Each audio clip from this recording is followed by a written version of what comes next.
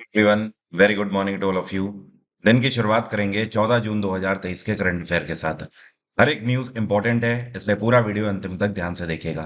Current affair के PDF static GK के साथ आप एग्जाम इंजन एप्लीकेशन से डाउनलोड कर सकते हैं। एग्जाम इंजन एप्लीकेशन को आप जब भी डाउनलोड करें तो मेरा आपसे निवेदन है कि आप उसे 5 स्टार रेटिंग जरूर दें, क्योंकि एग्जाम इंजन डेली आपके लिए free of cost study material और इसके अलावा सबसे कम फी में बहुत सारे बैचेस और पीडीएफ फॉर्म्स या फिर कोई भी मैगजीन की हम बात करें या फिर रिकॉर्डेड बैचेस, एवरीथिंग आपके लिए सबसे कम प्राइस में लेकर आता है। तो 5 स्टार रेटिंग तो बनती है।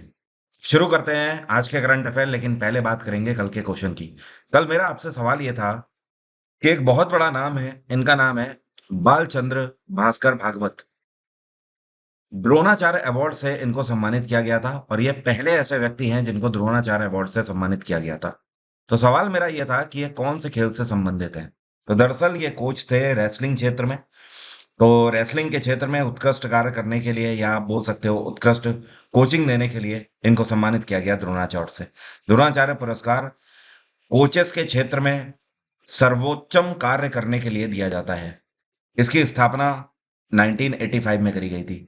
जब 1985 में द्रोणाचार्य पुरस्कार दिए जा रहे थे, तो 3 लोगों को एक साथ ये पुरस्कार दिया गया था। पहले तो हो गए बालचंद्र भास्कर भागवत। दूसरे जो व्यक्ति हैं, इनका नाम है ओपी भारद्वाज। क्या नाम है? ओपी भारद्वाज। और जो तीसरे व्यक्ति थे, इनका नाम था ओएम नाम्बियार। क्या नाम है? ओएम नाम्बियार। अब जो ओपी भारद्वाज हैं, इनको बॉक्सिंग के क्षेत्र में दिया गया था और ओएम नाम्बियार को ये पुरस्कार दिया गया था एथलेटिक्स के क्षेत्र में। तो आप ये 3 नाम ज़रूर ध्यान रखिएगा, जब भी आपसे द्रोणाचार्य पुरस्कार के बारे में पहली बार पूछा जाता है कि पहला अवार्ड किसको दिया गया, तो इन तीनों नाम में से कोई भी नाम आपके सामने हो सकता है पेपर में। अब शुरू करते हैं आज के करंट अफेयर। ये कौन सी राज्य सरकार है जिसने इस बार खरीफ की फसल की बुआई की शुरुआत में टारगेट लिया है कि पूरे राज्य के अंदर 5 लाख एकड़ में खेती करी जाएगी धान की। धान मतलब बात हो रही है चावल की, ठीक है, जिसको पैडी बोलते हैं। तो ये है भगवंत मान की सरकार। पंजाब सरकार ने टारगेट लिया है कि इस साल पंजाब के अंदर पूरे 5 लाख एकड़ जमीन में धान की बुआई करी जाएगी। इसके अलावा यहाँ पर बात हो रही है एक नए मेथड की, जिसको बोलते हैं डीएसआर। अब ये डीएसआर का मतलब है डायरेक्ट सीडेड राइस। इसका सीधा सा मतलब आप ऐसे समझ लो कि जो आपको मशीन दिखाई दे रही है ना, इस मशीन से जो बीज होगा धान का, वो सीधे सीधे ड्रिल कर दिया जाता है जमीन के अंदर। क्लियर हो रही है बात? मतलब बीज केवल ऊपर ऊपर से नहीं डाला जाएगा। जब आप ऊपर से बीज डालते हो तो उसमें दो चीजें होती हैं। पहली चीज तो ये, काफी सारे बीज जो होते हैं वो पक्षी आके खा जाते हैं, चिड़िया वगैरह, बुलबुल हो गई, कोयल हो गई, ये सब आके खा जाते हैं ऐसे। दूसरी चीज ये होती है, जब आप ऊपर से बीज डालते हो तो उस टाइम पर उस बीज को अंदर जाने में पानी बहुत लगता है। तो इसमें पानी की जो खपत है वो कम होगी। सीधा बीज अंदर चला जाता है ड्रिल करने से, और वहीं से वो जमीन को रूट्स के बेसिस पर पकड़ लेता है। और दूसरी चीज, क्योंकि मिट्टी के अंदर नमी की मात्रा होती है, तो इस वजह से इसमें पानी भी कम लगता है और जो पक्षी होते हैं वो भी इसे नहीं खा पाते हैं। तो ये इसकी खास बात है। इस वजह से डीएसआर सिस्टम जो है, इस मेथड से पूरी खेती करी जा रही है पंजाब के अंदर। इसके लिए पंजाब सरकार ने पंजाब एग्रीकल्चर यूनिवर्सिटी के कई सारे एक्सपर्ट्स को भी जिम्मा दिया हुआ है। वो सभी यहाँ पर आकर इंस्पेक्शन करेंगे और इंस्पेक्शन करने के बाद जो किसान होंगे उनको जमीन के आधार पर ट्रेनिंग भी देंगे। पिछले बार के कंपैरिजन में अगर बात करी जाए, तो इस साल ये जो 5 लाख एकड़ जमीन का टारगेट लिया जा रहा है, ये 2.5 गुना है। कितना? 2.5 टाइम्स ज्यादा है ये। क्योंकि पिछले बार 2.12 लाख एकड़ में पंजाब के अंदर धान की बुआई करी गई थी। इस बार सीधे बढ़ाकर 5 लाख एकड़ कर दिया गया है। पंजाब में गवर्नर है बनवारी लाल पुरोहित।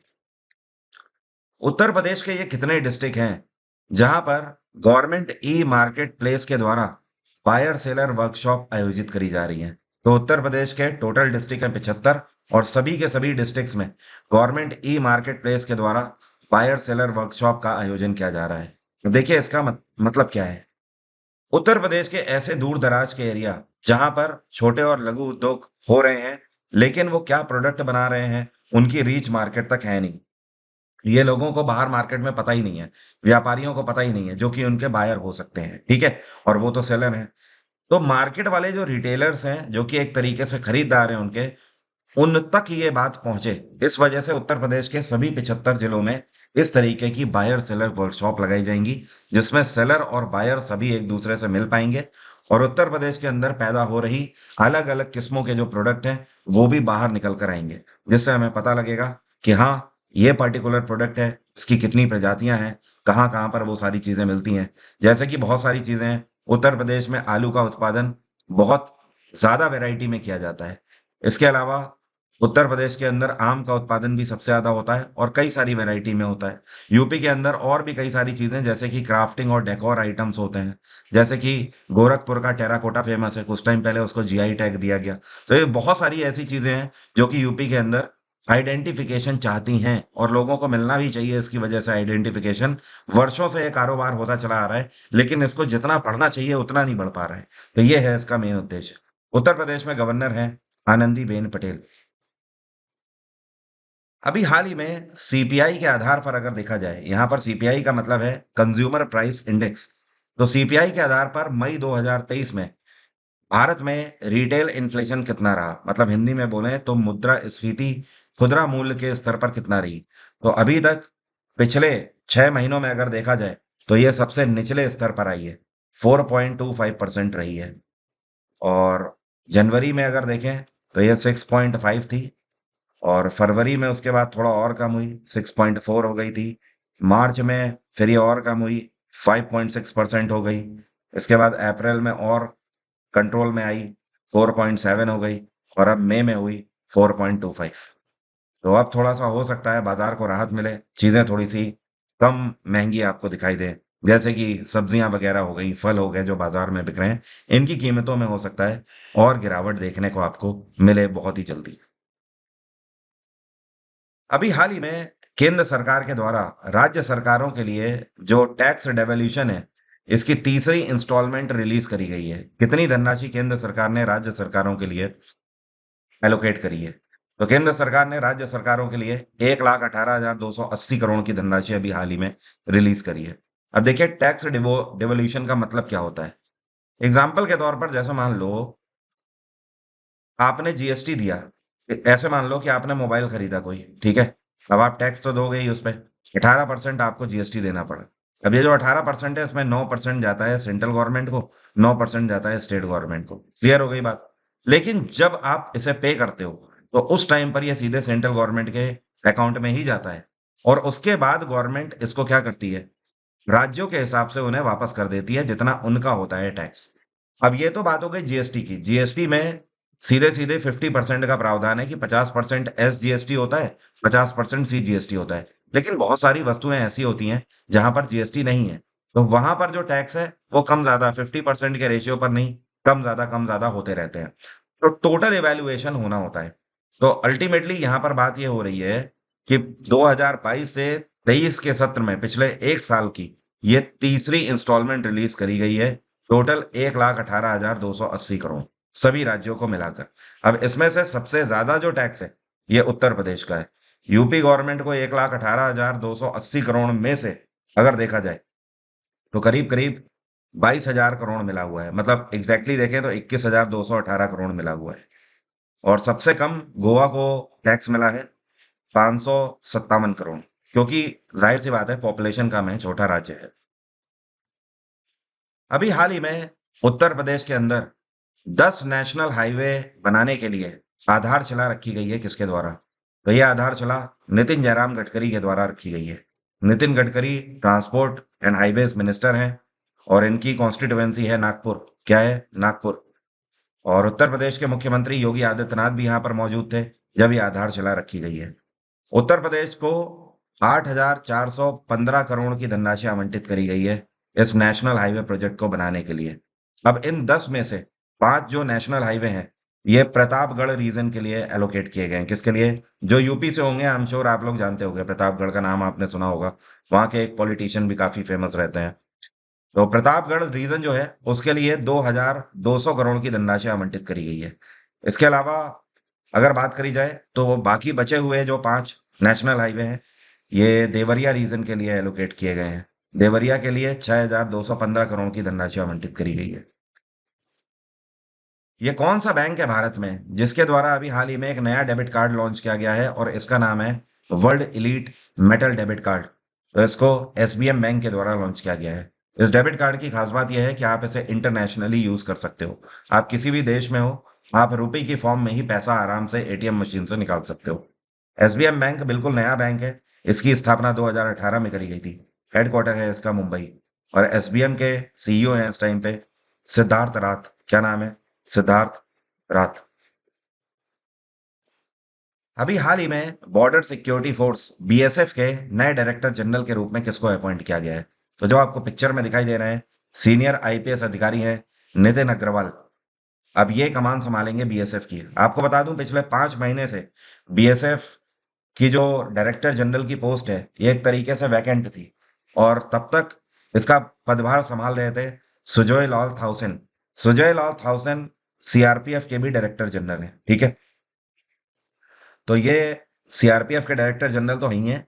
इसके अलावा अब ये संभाल रहे थे बीएसएफ की कमान, क्योंकि बीएसएफ में उस टाइम पर जो डायरेक्टर जनरल थे वो रिटायर हुए थे 31 दिसंबर 2022 को, और इनका नाम था पंकज कुमार सिंह। तो पंकज कुमार सिंह के बाद पिछले 5 महीने से सुजय लाल थाउसेन ही इसका पदभार संभाल रहे थे।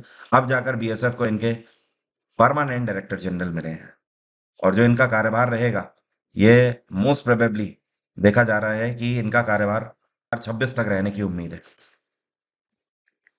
अभी हाल ही में उदय तो आप जानते ही हैं, जिसको बोलते हैं unique identification authority of India.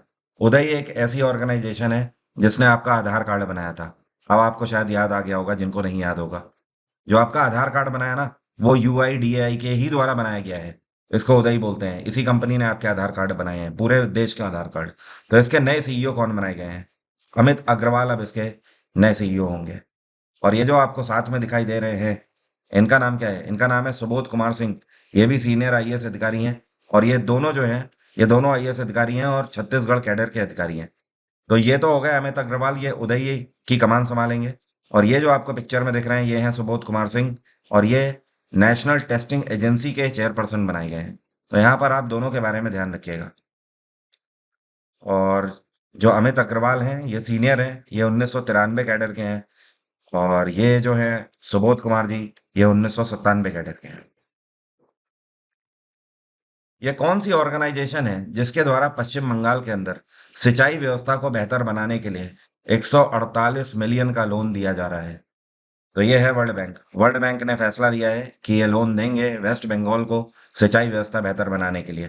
करीब $150 मिलियन का ये जो लोन है, इसकी मदद से ममता बनर्जी की सरकार पश्चिम बंगाल के अंदर इरिगेशन को बेहतर करेगी। आने वाले टाइम पे इजरायलियन पद्धति से पूरे पश्चिम बंगाल के अंदर भी खेती कराए जाने के मेन उद्देश्य दिख रहे हैं। और पश्चिम बंगाल सरकार जो है, ये टारगेट लेकर चल रही है अगले सत्र में 17,000 17,000 टन ऑयल सीड के उत्पादन का, ठीक है। और इसके अलावा अगर मछलियों में बात करें तो 10,000 टन मछली का उत्पादन करना है। 17,000 टन का ऑयल सीड उत्पादन है, 10,000 टन मछली उत्पादन, ये टारगेट लेकर चल रही है इसके एवज में। वर्ल्ड बैंक में इस टाइम पर भारतीयों का ही बोलबाला है। 1944 में इसकी स्थापना करी गई थी। हेडक्वार्टर क्या है? Washington DC. वर्ल्ड बैंक के प्रेसिडेंट हैं अजय बंगा। कौन है? अजय बंगा। और इसके मैनेजिंग डायरेक्टर हैं अंशुला कांत। इसके एग्जीक्यूटिव डायरेक्टर हैं राजेश खुल्लर। आप देख रहे हो, सभी यहाँ पर टॉप मोस्ट पोस्ट जितनी भी हैं, सब पे भारतीय हैं। वर्ल्ड बैंक के मेंबर कंट्रीज इस टाइम पे 189 है पूरे दुनिया में। आईएमएफ की स्थापना 1945 में करी गई। हेडक्वार्टर वॉशिंगटन डीसी है। और आईएमएफ की प्रेसिडेंट कौन है? Kristalina Georgieva. Asian development bank, इसकी स्थापना 1966 में करी गई। हेडक्वार्टर मनीला है। और इसके प्रेसिडेंट कौन है? मसात्सुगु असाकावा। एआईआईबी, जिसको बोलते हैं एशियन इंफ्रास्ट्रक्चर इन्वेस्टमेंट बैंक, इसकी स्थापना 2016 में करी गई थी। इसका हेडक्वार्टर है बीजिंग। और इसके चेयरपर्सन कौन है? जिन लिकिन। क्या नाम है इनका? जिन लिकिन, ठीक है। ये कौन सा देश है जो कि साल 2022 से 23 के सत्र में भारत का चौथे नंबर का सबसे बड़ा इन्वेस्टर रहा है? तो भारत में निवेश करने वाले देशों में से चौथा सबसे बड़ा निवेशक रहा यूनाइटेड अरब अमीरात। और यूएई ने इससे पहले अगर देखा जाए तो $1.03 बिलियन का निवेश किया था। मतलब 2021 से 22 के सत्र में मैं बता रहा हूँ। लेकिन 2022 से 23 के सत्र में डायरेक्ट 3 गुना इसको कर दिया। ये 3.35 बिलियन निवेश किए हैं यूनाइटेड अरब अमीरात ने पिछले 1 साल में भारत में। अगर नंबर 1 की बात करें कि सबसे ज़्यादा इन्वेस्टमेंट किसने किया है भारत में, सिंगापुर ने। सिंगापुर कितना, $17 बिलियन का निवेश किया है सिंगापुर ने। और दूसरे नंबर पे मॉरिशियस। मॉरिशियस इन्होंने $6 बिलियन का निवेश किया है। तो भारत अपने आप में पूरे दुनिया में उभरता हुआ सबसे बड़ा मार्केट है, और दुनिया में लगभग हर देश भारत में निवेश करना चाहता है। तो देखते ही देखते आज की डेट में बिलियनों में भारत में इन्वेस्टमेंट हो रहा है, और बहुत सारे आसपास के कंट्रीज जो कि स्पेशली टेक्नोलॉजी के क्षेत्र में भारत की ओर देखते हैं। और यूनाइटेड अरब अमीरात, यहाँ के राष्ट्रपति हैं इस टाइम पे जायद अल नहयान। कौन है? जायद अल नहयान। और यहाँ के प्रधानमंत्री कौन है? राशिद अल मखतूम। क्या नाम है? राशिद अल मखतूम। और जापान में योशिहिदे सुगा की सरकार है। चाइना में शी जिनपिंग है राष्ट्रपति। अमेरिका में जे बिडेन की सरकार है। फ्रेंच ओपन 2023 का खिताब किसने जीता? तो नोवाक जोकोविक ने अपने करियर का 23वां ग्रैंड स्लैम जीता है ये, फ्रेंच ओपन 2023। और इन्होंने किसको हराया? इन्होंने जिनको हराया है उस खिलाड़ी का नाम है कैस्पर रूड। क्या नाम है? Caspar rude. और ये नॉर्वे के खिलाड़ी हैं कैस्पर रूड, जिनको हराया है नोवाक ने। और आपको पता है एक और इंटरेस्टिंग फैक्ट, फ्रेंच ओपन को जीतने वाले नोवाक आज तक के सबसे ज्यादा उम्र के खिलाड़ी भी बन गए हैं। आपको पता है इस टाइम ये 36 वर्ष 20 दिन के हैं। 36 साल से ज्यादा हो चुकी है इनकी उम्र। तो आज तक यह कारनामा इतनी उम्र में आकर किसी ने नहीं किया है जो नोवाक ने किया है। नोवाक सर्बिया के खिलाड़ी हैं। अब अगर बात करें इस बार विमेन सिंगल किसने जीता है, तो इस बार का विमेन सिंगल ईगा श्वेतक ने जीता है। किसने? ईगा श्वेतक। और इन्होंने किसको हराया? इन्होंने कैरोलिना मुचोवा को हराया। किसको? यहाँ पर मैं लिख देता हूँ, कैरोलिना मुचोवा। बाकी मैं यहाँ पर अगर आपको बताऊंगा तो आप कंफ्यूज हो जाओगे। मैंने पीडीएफ में men's double, women's double, mix double, ये सारे इवेंट लिख दिए हैं। आपको पता है फ्रेंच ओपन इकलौता ऐसा ग्रैंड स्लैम है जो कि क्ले कोर्ट में खेला जाता है। कुछ लोग इसको रेड कोर्ट भी बोल देते हैं, बट एक्चुअली इसका सही नाम है क्ले कोर्ट। ठीक है, मिट्टी होती है वो लाल रंग की जिस पर यह खेला जाता है। फ्रेंच ओपन को ही रोलैंड गारोस भी कहा जाता है। क्या बोलते हैं? Roland Garros. क्योंकि ये फ्रांस के अंदर पेरिस में एक वही ग्राउंड है जहां पर फ्रेंच ओपन खेला जाता है। So that's why it is also known as Roland Garros cup. ये कौन से भारतीय एथलीट हैं जिन्होंने पेरिस में हो रही डायमंड लीग में तीसरा स्थान अभी हाल ही में प्राप्त किया है? तो ये है मुरली श्री शंकर। कौन है? मुरली श्री शंकर। और कौन से इवेंट में? लॉन्ग जंपर हैं ये। ठीक है, इन्होंने लंबी कूद में तीसरा स्थान प्राप्त किया है, ब्रोंज मेडल। इन्होंने जो जंप मारी है ये 8.09 मीटर की मारी है जंप। और नंबर 1 पे कौन रहे? तो जब नंबर 1 पे खिलाड़ी हैं, इनका नाम है मिल्तियादिस टेंगुलू। यहां पर मैं लिखता हूं मिल्तियादिस टेंटोग्लू। ठीक है, टेंटोग्लू। और ये कौन से देश के खिलाड़ी हैं? ये ग्रीस के खिलाड़ी हैं। और इन्होंने कितनी जंप मारी है? 8.13 मीटर की जंप मारी है इन्होंने। जो दूसरे नंबर पे खिलाड़ी रहे इनका नाम है साइमन हैमर। क्या नाम है? Simon hammer. और ये कहाँ के हैं? ये स्विट्जरलैंड के खिलाड़ी हैं, स्विस खिलाड़ी हैं। इन्होंने जो जंप मारी है ये 8.11 मीटर की जंप मारी है। आप समझ रहे हो, पॉइंट्स में ही खेल हो जा रहा है। अगला क्वेश्चन है, अभी हाल ही में डिजिटल पेमेंट में वर्ल्ड रैंकिंग भारत ने कौन सी रैंक सिक्योर करी है? तो डिजिटल पेमेंट्स की वर्ल्ड रैंकिंग में भारत ने पहली रैंक सिक्योर करी है, फर्स्ट रैंक। दुनिया में सबसे ज्यादा डिजिटल ट्रांजैक्शन भारत में हुए हैं पिछले सत्र में। और कितने हुए हैं? 89.5 मिलियन ट्रांजैक्शन। और ये रिपोर्ट किसके द्वारा पेश करी गई है? तो माई जीओवी इंडिया पोर्टल जो है वहां पर भारत सरकार ने रिपोर्ट प्रस्तुत करी है। नंबर 1 पे भारत रहा, नंबर 2 पर ब्राजील है। लेकिन ब्राजील और भारत के बीच में जमीन आसमान का अंतर है। ब्राजील में जो ट्रांजैक्शन हुए हैं वो 29 मिलियन ट्रांजैक्शन हुए हैं। तीसरे नंबर पे देश रहा चाइना। यहाँ पर भी बहुत बड़ा अंतर है, यहाँ पर 17 मिलियन ट्रांजैक्शन रहे। चौथे नंबर पे जो देश है ये रहा थाईलैंड। थाईलैंड में 16.5 मिलियन ट्रांजैक्शन रहे। और पांचवें नंबर पे साउथ कोरिया है जहां पर 8 मिलियन ऑनलाइन ट्रांजैक्शन हुए हैं। तो भारत के कंपैरिजन में कोई भी नहीं है डिजिटल पेमेंट्स में। अगर बात करें पूरे वर्ल्ड के कंपैरिजन में, पूरे दुनिया में जितने भी डिजिटल पेमेंट ट्रांजैक्शन हुए हैं उसके 46% अकेले भारत में हुए हैं। तो ये दांतों तले उंगली दबाने वाली बात है। ये कौन सी कंपनी है जिसने अभी हाल ही में E27 फ्यूल और इथेनॉल ब्लेंडेड डीजल फ्यूल के ऊपर एक पायलट स्टडी और रिसर्च चालू कर दी है। तो ये है HPCL, Hindustan petroleum corporation limited. अब देखिए एचपीसीएल ने इससे पहले इथेनॉल बेस्ड एक नया क्रूड लॉन्च किया था, और ये जो फ्यूल था इसका नाम था E20। क्या नाम था? E20। और ये काफी बेहतर था नॉर्मल पेट्रोल से, पॉल्यूशन वगैरह से बचने के लिए काफी घटोतरी कर रहा था ये कार्बन के उत्पादन में। तो है क्या कि अब ये E20 के आगे E27 पर स्टडी कर रहे हैं। अगर E27 का ये जो रिसर्च है सफलतापूर्वक रहता है तो E20 को रिप्लेस कर देगा E27, ऑब्वियसली ये उससे बेहतर होगा। और एचपीसीएल की स्थापना 1974 में करी गई थी। हेडक्वार्टर है इसका मुंबई, और इसके चेयरपर्सन है पुष्प कुमार जोशी। कौन है? पुष्प कुमार जोशी। अब मेरा आज का सवाल आपसे, आप में से कितने लोग बता सकते हैं इनमें से कौन सा एक गूगल का प्रोडक्ट है? जावा, एंड्रॉयड, विंडोज या यूनिक्स? कमेंट बॉक्स में लिखकर बताइए। एग्जाम इंजन पर आप मेरे लाइव बैच को फॉलो कर सकते हैं। आज से क्लासेस फिर से शुरू हो गई। अब मेरी तबीयत ठीक है तो यहाँ पर मैंने फिर से अपनी वन लाइनर की क्लास शुरू कर दी है। इस बैच की खास बात है कि इसमें वीओडी प्लस लाइव क्लासेस दोनों के ऑप्शन आपके पास अवेलेबल हैं। यहाँ पर साइंस की, फिजिक्स, केमिस्ट्री, बायो की लाइव क्लासेस चल रही हैं। मैं अदर सब्जेक्ट्स की वन लाइनर के फॉर्म में आपकी क्लासेस ले रहा हूँ, और एक ही बार में आपको जितनी भी थेरी क्लास है, history, polity, geography, science, economics, वो सब आपको एक ही बार में मिल जाती है। तो ये खास बात है इस बैच की। इसके अलावा स्टैटिक जीके मैगजीन आपने नहीं करी है तो जरूर ले लीजिए एग्जाम इंजन से, जहां पर मैंने 40 से ज्यादा टॉपिक कवर किए हुए हैं। हिस्ट्री का रिकॉर्डेड बैच जो लेना चाहते हैं, या पॉलिटी का आप मेरा रिकॉर्डेड बैच लेना चाहते हैं, सारे ऑप्शन आपके पास अवेलेबल है। एमटीएस के बैचेस भी अवेलेबल है मेरे पास। आज की बात यहीं तक रहेगी। Thank you so much. Have a nice day. Take care. Bye bye. आपका दिन मंगलमय हो।